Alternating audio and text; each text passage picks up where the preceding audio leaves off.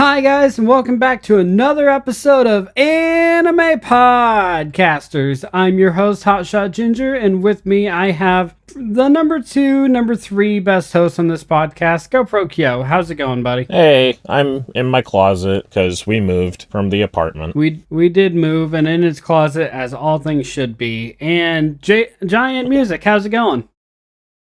Brilliant. All right. So, yeah, judging by that absolute jarring silence, this is another episode without Giant, and I'm relieved. I'm blessed, really. Like, this is my show now. He just left. He is still one with the moose, and everything has been fantastic. Yeah, he said it was about time for him to join his brethren with the moose, you know, stark naked with his antlers out. Just galloping along, and I feel like if a semi hit him, he would still win. Yeah. But with one host gone, we still have a show to do, and I am here to make Giant's legacy live on. So today we're actually talking about a video game anime, or at least an anime ripped off of a video game. You know what I mean? We're talking about Halo Legends. Yeah, what's the difference? But Halo Legends, if you guys don't know, is an anthology film based on the Halo series. So there's 7 short stories that all play one after another, and none of which are connected or even canonical, I believe. But it was an anime, it was a video game that both me and Kyo enjoy, so we thought, what the hell? So that being said, Kyo, you ready? Yep, I'm ready when you are. All right. So we're just going to be going through the 7 different shorts and just giving like short little discussions and short talkings about them, and just overall what we thought about the whole thing. So that said, Kyo, let's go ahead and start with the first one. Let's start with Origins. So Origins, yeah, go ahead. I was probably going to say the exact same thing you were going to say, that Origins 1 and 2 may as well just be one big short instead of like 2. Yeah, there's not really any sense of splitting it up, but I guess if it wasn't split up, it wouldn't be a short. Origins is, if you guys don't know, it's combining or telling us the history of Halo and how the rings came to be, and the war between the Covenant and the humans, and the Flood wiping out all of existence, and blah blah blah blah blah blah blah.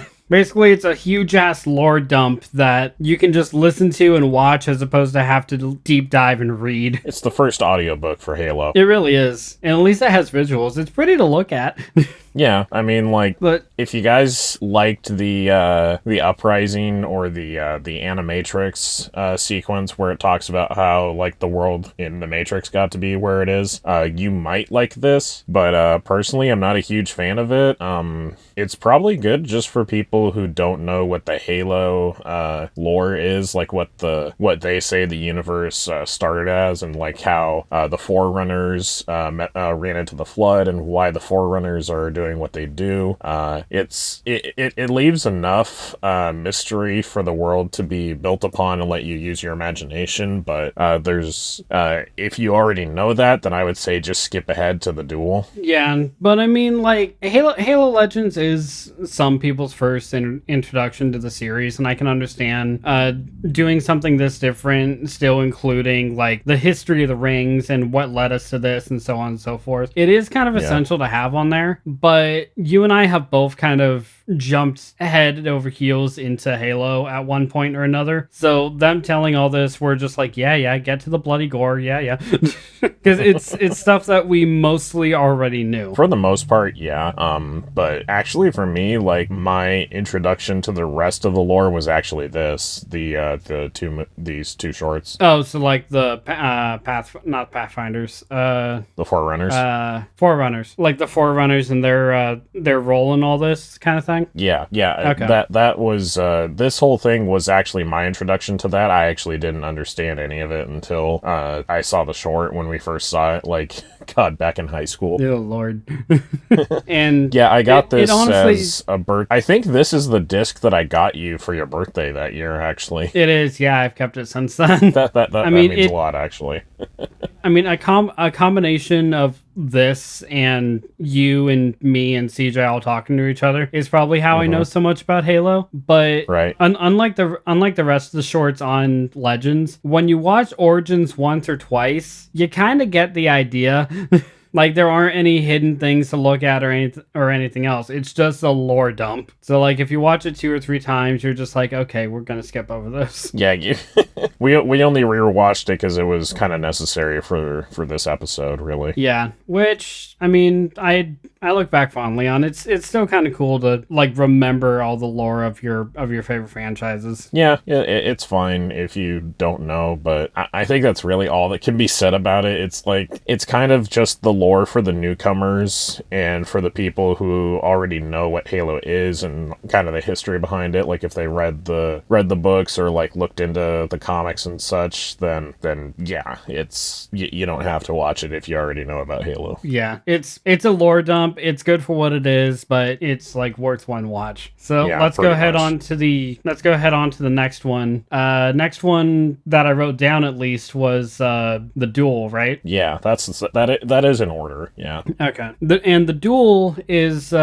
it's set between 2 elites, where one elite is not happy with how things are running. The other elite is saying, accept the change, not how we used to be. Murders his wife, and the first elite goes off in a quest of revenge. It's honestly a tale as old as time, where, like, someone high in political power doesn't like how things are going and tries to leave or go back to the old ways, and then this new, stronger general murders his family and loved ones. It really is a really old military story, if you ask me. It's just done with aliens and laser swords. I mean, that's what Star Wars is, really. Yeah. But I mean overall, like, I really wanted to like it. I really did, because it's the thought of the Arbiter taking down hundreds upon thousands of Covenant members and then fighting the one that took his wife to the last breath. Like, that should be awesome. But the way they animated it, it was hard for me to watch. And I don't mean, like, gory or anything. I just, like, what the hell is going on? I think, like, when we were watching it, he came up to a group of other elites, and I got so confused because they all wore the same armor, and I was just like, who are we supposed to be cheering for? And then one of them gets stabbed. I'm like, I hope it wasn't that guy. And then I just gave a confused yay, because I think he won. Yeah, he did in the opening. Yeah. I mean, yeah, it's a joke, but yeah. And I'm just like, sorry. I know. No, you're all good. You're all good. I was just and I'm just like, I was trying to play along with it a little bit. Yeah. I'm like, could they make it a little more clear, at least? Like, give the Arbiter gold armor and the other elite silver or something like that? Which he does wear gold later on in the short, so it's just like, just give him gold from the get-go. Or at least, like, color it so that it looks like it's gold, so it's easier to differentiate him. Though, I will admit, it was still really cool. Like, most of the short was boring as sin, but it was really cool to see him literally take down an entire army on his own. Like, you can't say you didn't enjoy at least that part. It was really cool to see Arbiter take down an entire Covenant army on his own single-handedly, though. Like, just charging in, sword blazing, and just mowing down everybody. Right. Like, you can't say that you at least didn't enjoy that part. I mean, it's hard to say that you didn't. I did say, like, during that fight scene that I really liked the choreography of it. I thought that it was animated very nicely. But the short overall has this weird Photoshop effect or something that makes it kind of look like it's watercolor, but it is very clear that it's a filter and not like it's animated that way. Like, it's very clearly CG, but then it's also the photo filter or whatever it is, like, on top of it, so it doesn't look it just doesn't look that nice. It unfortunately kind of falls flat style wise. We count ourselves lucky that it was a short and not like a full-length feature, because I couldn't watch a full-length feature like that. No, the writing is very clearly like old Japanese storytelling kinda also, so like the writing is very monotone and it's not very dynamic, I guess is the best way to put it. Yeah, which honestly is a shame, but oh well, they can't all be winners. I wish it was like an Akira. I assume it's supposed to be like an Akira Kurosawa film, but it doesn't feel like it, because like even Kurosawa had like a sense of humor, but this did not. This was just cold-blooded murder. Yeah, it was so like devoid of any heart like throughout the entire film or throughout the entire short, and it just doesn't grab you very well. So like there's nothing to connect you to the characters or feel bad when things go bad for them. So it kind of just falls flat. I was just like, oh no, he got gushed open. Oh, the other guy died. Okay, cool. He won, huh? Yeah, I mean, yeah, it just kind of left me empty. It just kind of left me feeling empty. Yeah, I don't blame you. So the next one I have written down is Prototype, and I know I'm out of order now. Okay, yeah, you are. Yeah, but oh well, I wrote them down as I remembered them, and it doesn't really matter what order you watch them in. I mean, it doesn't, but it's whatever. It's an anthology. You'll get the same thing however you watch them. So yeah, Prototype, pretty much. I'd say that's fairly true. So Prototype was about a was he a Spartan or just a soldier? He was just a soldier. So right? it was just a basic Marine character. Okay. So like this is the one where they kept Spartans out of the entire short, which is a cool detail. Like this is the one that has no Spartans in it. Yeah, and the rest of them do, because I mean, let's be honest, that's what we come to Halo for. So Prototype was the story about one Marine captain coming to terms with emotions in his own kind of twisted way, where we open up and his entire platoon is gunned down, and the last surviving one is asking what she was to him and telling him to be human, because he's earned the nickname Ghost because of how unfeeling he is. And really, like, just that backstory and then just seeing the actual story, I understand what it is and what it's trying to be, but at the same time, you're just giving me another example of a war story that's happened. An old, grizzled, general-looking motherfucker just shuts down all emotions in order to do the mission and forgets that he's human. Like, that is another tale as old as time. Pretty much every war movie has had that story, like, or at least a lot of them have had that. I mean, it's not a bad story. It does work a majority of the time, but it's just one I've seen so many times. But it's kind of like Duel in a certain way, because there is a part in it that is really cool to see, and that's when he charges out with the giant mech suit and just burns and shoots and obliterates everything. Yeah. And his entire mission is, this is a prototype suit. His entire mission is to delete all the data on this suit and then destroy the suit. And that is his only mission. And he's using the suit on a countdown, because once the suit runs down, it explodes. So, I mean, why'd you have to kill yourself? He's like, yeah, you saved your team. Great. Can you do that like 17 more times? Like, you're a really good soldier. There's no reason for you to off yourself like this. And then you find out at the end that they were planning on court-martialing him anyway. I mean, I guess that's why he killed himself, because he didn't want to deal with that. I mean, I guess, but at the same time, I'm just like, this guy has given you how many successful missions, and the one time he does something good, you're gonna say court-martial because he disobeyed an order. Okay, this guy just can't win. Like, this... It wasn't the strongest short in Legends by far, but it's decent enough for what it was in my eyes. Yeah, I also like the fact that I think the mech that the Marine is using at the end is not even CGI'd. I think it's all hand-drawn. I thought the mech was CG. I think maybe some shots it was. I would have to watch it again, but most of the shots that I remember seeing, like, I think it was all hand-drawn, so it might have been animated by a studio that does mecha quite a bit. Okay, when we do Legends Part 2, then we'll discuss that more. Legends Part 2. Yeah, that's not gonna happen. Oh, if only. Alright, moving on to the next short. There's not really a whole lot to say on Prototype. I think all I would say for my opinion on Prototype would be it's very simple and it makes sense, but it is kind of basic if you've seen war movies quite a bit. So yeah, on that front, it's really not that special. But it feels really mean to say that, like, especially since, like, this is the only time Halo has done anything, like, with Japanese animation, as far as I know. That's why I'm more or less forgiving, because, like, it is good for what it is. The only problem is it's good for what it is, and it's not like, I will always remember this, and most anthologies are like that. It's just like, that was a good way to spend a good 12 minutes. Well, like you said before, like, anthologies are such a mixed bag. So, like, yeah, it's always gonna be like Love, Death, and Robots, for example. I love that show, but like half of the episodes are ones that I don't care about. Yeah, it's I mean, I did say it's a mixed bag, but I said it's like a loot bag, like a lucky bag. Like you go in a goodie bag, something like that. You go in, you have an idea of what you're gonna get, and then some of these things are really cool, and then others are like, "Can I get something better, please?" Yeah. Half of it is cheap plastic garbage, but the other half is cheap plastic garbage that you actually like. So exactly, it's all the same shit. It's just a matter of opinion. Pretty much. All right. The next one I have written down is one of my favorites, honestly. Odd One Out. I had a feeling that's the one that you were gonna say. Yeah, this one is fantastic.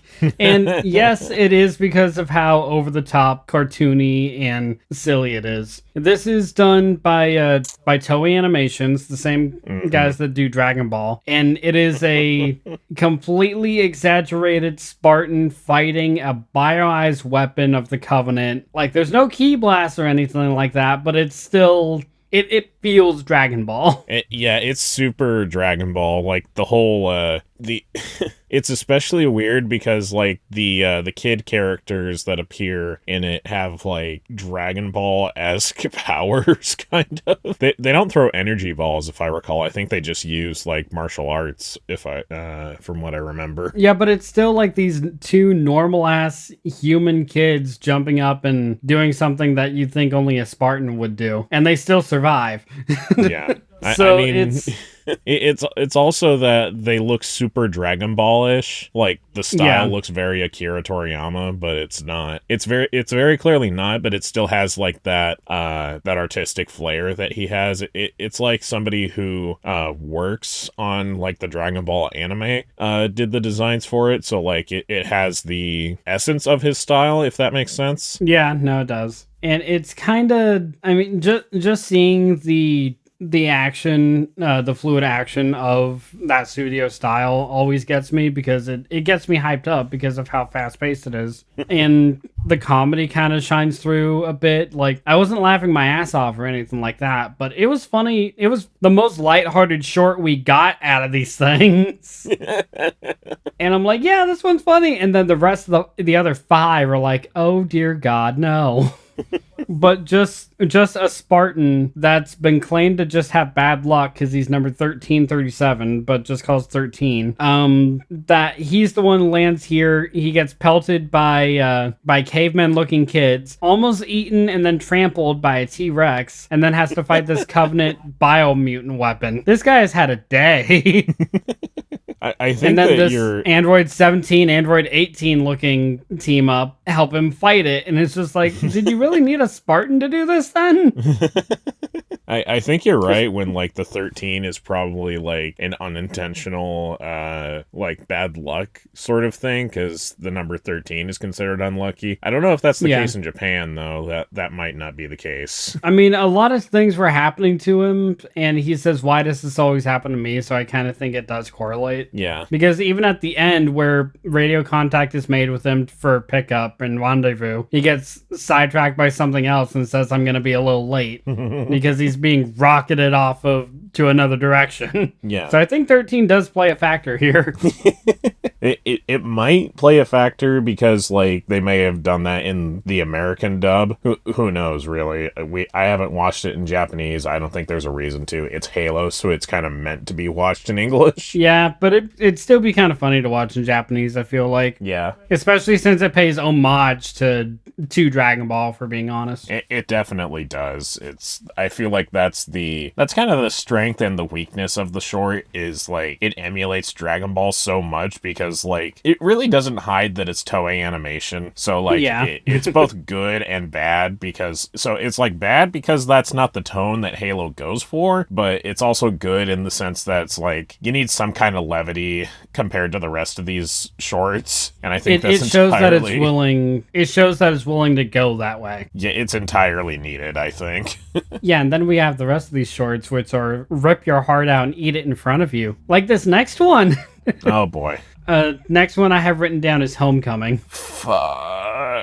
Yeah, Homecoming's probably the one that hit me the most, if I'm being honest. Yeah. So, guys, Homecoming is about a Spartan that, in the early development stages of becoming a Spartan, where she's still going through the augmentations and training and freshly kidnapped as a kid or a teenager, runs away with another friend of hers and finds out that once they're kidnapped for the Spartan program, they're cloned, and their clones live alongside their family, so no questions asked. And that's kind of a mind break. If I get kidnapped, I come home and see that I have a clone, yeah, I'm out. That's it. I don't know what else to do. So yeah, I'll shoot aliens.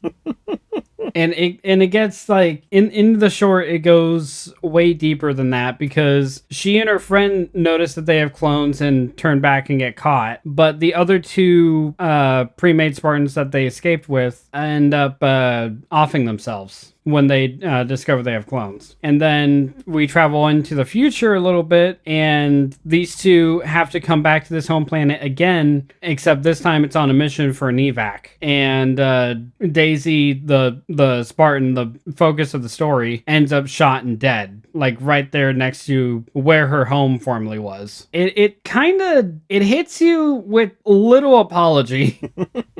There is no apology. Like, it kind of just... So, like, for those who don't know, like, the entire point of it is, like, to show the impacts of, like, the Spartan program. And the Spartan program, like, in-universe may have been the savior that they needed, but it was also, like... But at what cost is kind of the message of the whole short. It just hits you one after another, and it honestly did make me care about Daisy, about the Spartan, and it even made me care about the sergeant that she was escorting and protecting. Because, like, you see, when a battlefield is your former home, it's a little brutal to see how far war can go. Like, even if it is just in Halo, it is still, it gets you thinking about things. The entire point of the short, like I said, is to show, like, at what cost are these Spartans the heroes that are needed to protect the human race. And at the same time, it's also kind of supposed to humanize it's also kind of meant to humanize the Spartans, because the Spartans have this kind of Greek demigod sort of image that people have of them, like, in universe and both in for the audience, but in showing that, like, Daisy is basically just a scared kid who just happens to have, like, a little bit more training than, like, just really hard training, as opposed to just, like, being a regular Marine. She is still just basically a scared child. And yeah, I mean, like, it really is one of those shorts where, like, you kind of draw your own conclusion, and you also kind of just let the short speak for itself. And it's very much it's very much a thought piece, and it's very much a character study of Daisy, because Daisy does die at the end, but because the short endears us to her struggle and the fact that she was taken from her family and she is forced to do all this stuff, and the fact that she fights just to get back to her family, and then kind of reluctantly goes back to being a Spartan. But to be fair, her other option was doing what her teammates did and just killing herself. So she kind of just chooses the lesser of two evils. So there's a lot of emotion to unpack with that short. Yeah, and that's, as fucked as it is, it's probably one of my more favorites out of this collection, just because of how much it actually hits you, and in such a short amount of time on top of it. But I mean, I think that's all I have on Homecoming. How about you? Yeah, that's fair. I mean, like, I think a really important scene to help you also connect with this short is the fact that she has a conversation with the clone that's living in her place. When, like, after she was taken, they placed a clone in the place of her for when she got kidnapped, so that way there would be no suspicion. Oh, where are these kids? Oh, they're fine. They've been here this whole time. And the fact that instead of killing her clone and then killing herself, like supposedly what the other Spartans did, she is given this little trinket from the clone, and it creates a unique relationship, and it just kind of sticks with you and makes you think, like, how would I react in that situation? Yeah, and I pray that I never find out. yeah, I don't want to either. I'm just saying. No, I know. I'm just like, if I see another Austin, I'm just going to be like, yeah, okay, you that way, me that way. We never speak of this again. All right, cool. All right, bye. That's one option. I don't think that's how it would play out, but if I play it in my head 100 times, that's how I will imagine it will play out. I mean, that's fair, I guess. All right, so we only got 2 more here, so we'll blow through those and go through finals. The next one I have written down is the last one in the collection, the package. And this is the only one, it's not the only one Master Chief is in, but it is the one that focuses on Master Chief. You know, the star of Halo. It's him and a collection of Spartans planning to infiltrate into a Covenant fleet in order to extract Dr. Halsey, who has been presumably taken prisoner. And honestly, it is a strong one to end on, mainly because we finally get to see Chief kicking some ass. And the entire way, just because of the way it's animated, looks like it's a cutscene just from the video game. There's even moments where the HUD from the game shows up. I mean, if you're going to do that, it might as well be the short that is CG, right? And has Master Chief in it, yeah. Well, yeah. Because I'm pretty sure both times we saw that, it was in Chief's point of view. Pretty sure, yeah. But this one had a lot. It had space battles in Halo, which, hello. It had firefights. It had a sword fight between Chief and an elite, which Chief got absolutely wrecked in. And I realized earlier than this, but I think it was at this point that I pointed out to you when we were rewatching it. Legends really likes killing off Spartans. And I'm pretty sure every short Spartans were in, minus odd one out, at least one Spartan had died. In Homecoming, it was Daisy. In this one, it was 2 of them. I don't remember their names, but it was 2 of them. I think it was like Solomon and Arthur or something. Yeah, I think that one actually was it. In Babysitter, which the next one we're going to talk about, the Spartan in that one died. And it's just like, are these really the warriors? Like the champion warriors of everything? If they're dying like flies? It's just kind of like, okay, I get Spartans are badass, but you're also showing them go down in a single hit. I mean, it's... I don't have an answer for that. I don't think that there's really an explanation. I think each anime studio just wanted to kill off a Spartan.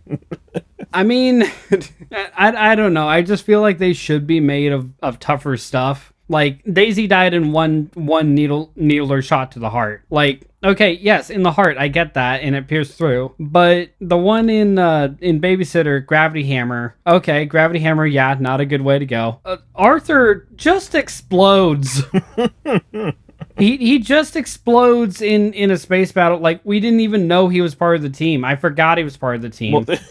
Well, so did Solomon. Solomon exploded, right in front of the bomb. Well, yeah, but Solomon, we at least saw him, charging in and thinking that it was a response to...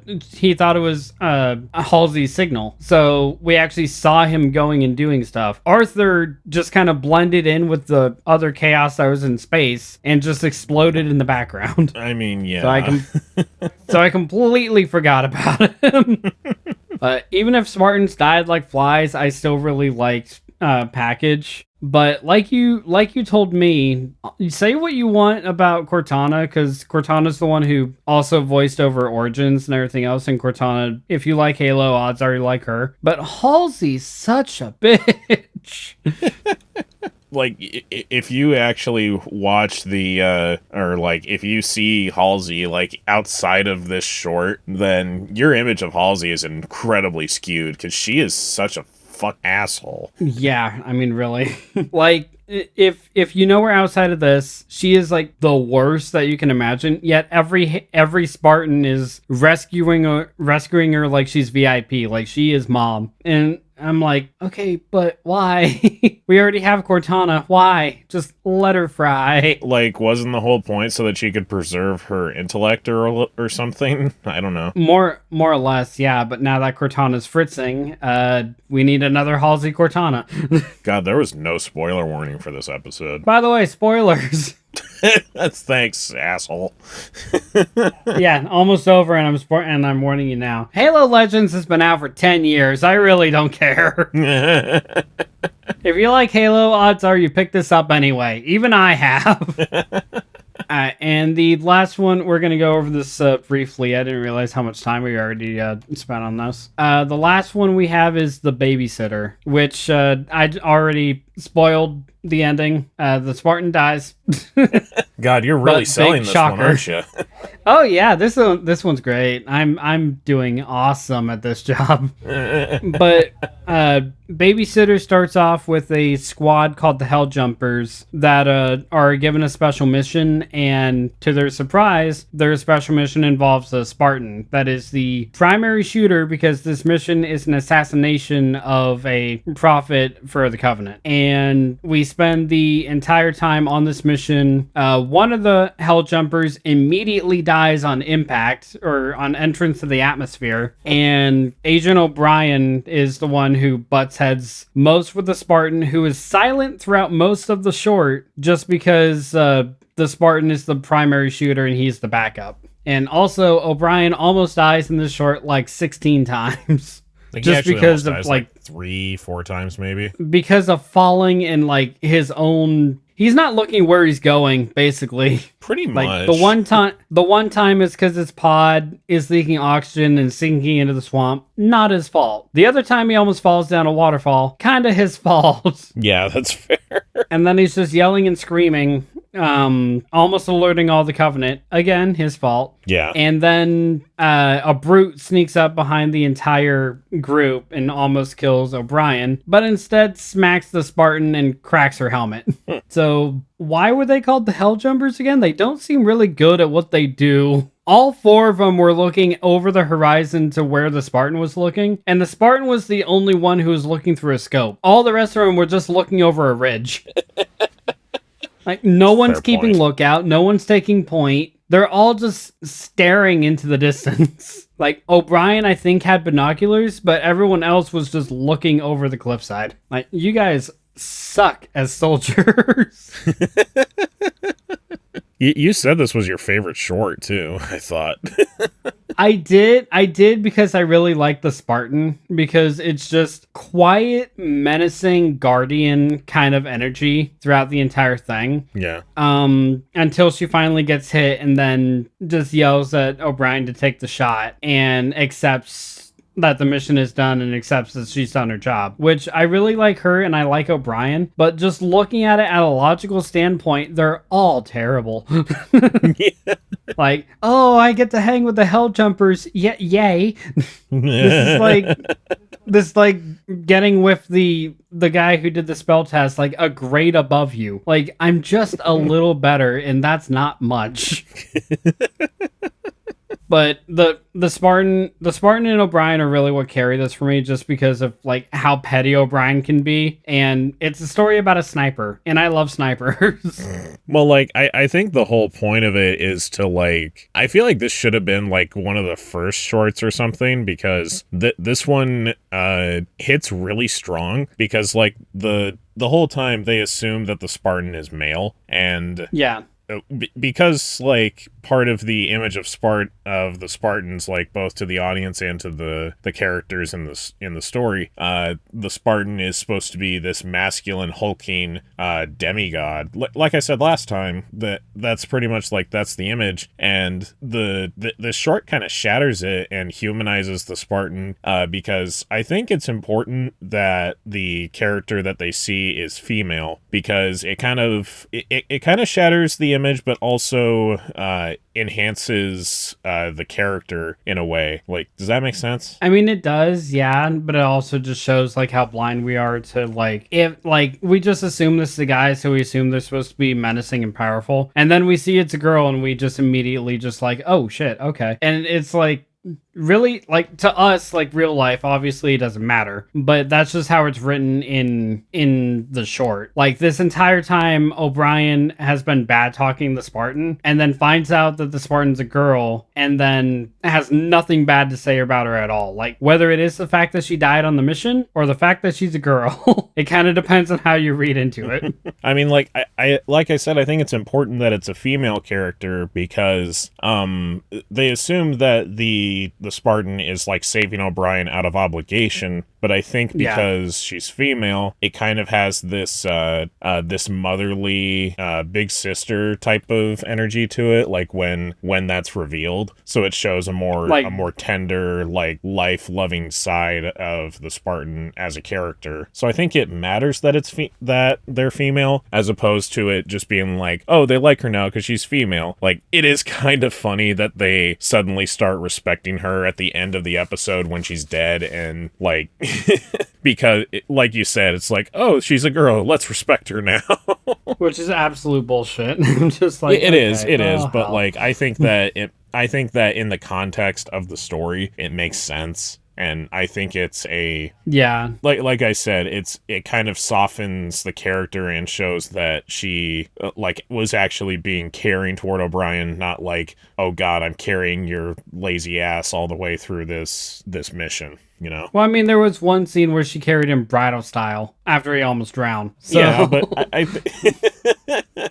I don't think that meant anything, really. No, it didn't. It's just like I'm not saying bridal style is reserved for only those that you love, but it is a very, like, nurturing carry. Yeah. So, like, I'm agreeing with you. I'm just calling her out on that. Yeah. So I think that it made sense, and I actually really like the short. I like the message behind it is that, like, I might be reading too deep into it, but I think, like, the message of it being that I guess it's kind of an empowerment story if you want to read into it that way, but it's also more so a, like, the strongest people that you know have a really tender side to them, like, whether you want to believe it or whether or not they want to believe it. I might be reading too much into it, but that's kind of just what I take away from it. Okay. Yeah, no, I can take that. And that's about all I have on Babysitter. How about you? Yeah, I talked everyone's ear off already. Yeah, for that one.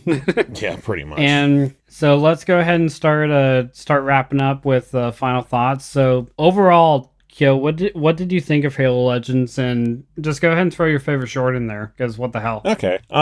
Overall, it's like, if I had to give it a number out of 100, I'd have to give it like 70, 75 out of 100. I like it more than I hate it. I really don't hate it. It's just like we said at the beginning, like, anthologies are such a mixed bag. You never know what you're gonna get. Like, you never know if you're gonna like all of them or if you're gonna like at least one of them. It's always a crapshoot when it comes to anthologies, but, like, I always find myself coming away from an anthology liking at least one short out of the collection. And for me, I think my favorite is my favorite's either Homecoming or The Babysitter, and I kind of want to say, like, I kind of want to say Homecoming is my favorite because, like, it's a story that I remember all the way up to now, and I saw this back when I was like 15 or 14.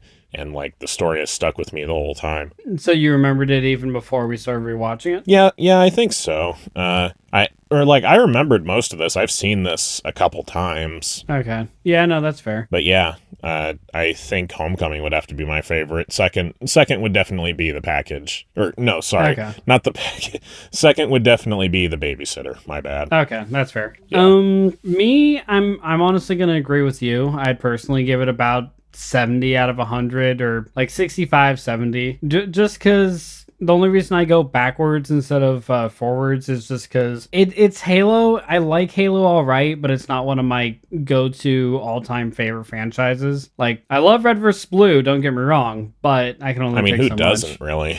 Yeah.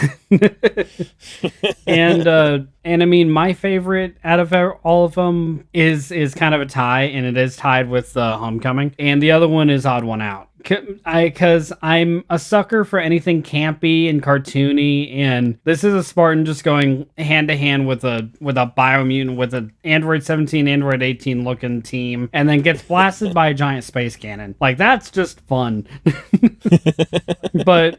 But Homecoming would definitely, if not completely tied, it'd definitely be a really close second, because I really do appreciate the closed story like that, and it's one that's unique to Halo, because you're kidnapped as a kid, you're cloned as a kid, they live in your place, now you serve the army. Like, that is something unique as opposed to, say, Prototype and the Duel, where it's something that we've seen to a certain extent before. So I'm going to say Homecoming and Auto 1 out for me. And that being said, Kyo, where can people find you on the internet? You guys can find me on my YouTube channel at GoProKyo on YouTube. You can find me. I'm still working on the rest of that Sonic X episode. The preview is out right now, so if you guys want to go check that out, leave some likes.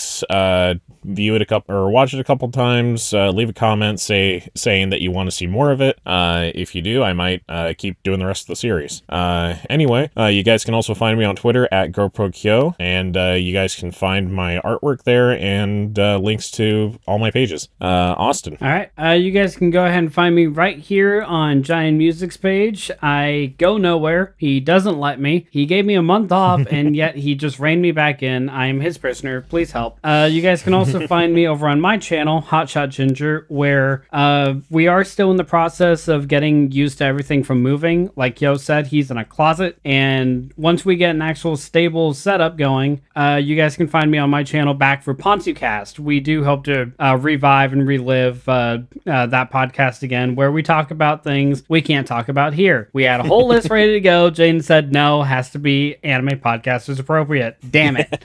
You guys can also find me over on Twitter at Hotshot Ginger, where I will do nothing but ghost you and follow you and just scroll. That's all I do. And again, when we get actual decent setup going, you guys can go ahead and find me back on Twitch at Hotshot Ginger over there. I play games, hang out with you guys. Come on by. It's a stand-up, good up time. And that being said, this has been another episode of Anime.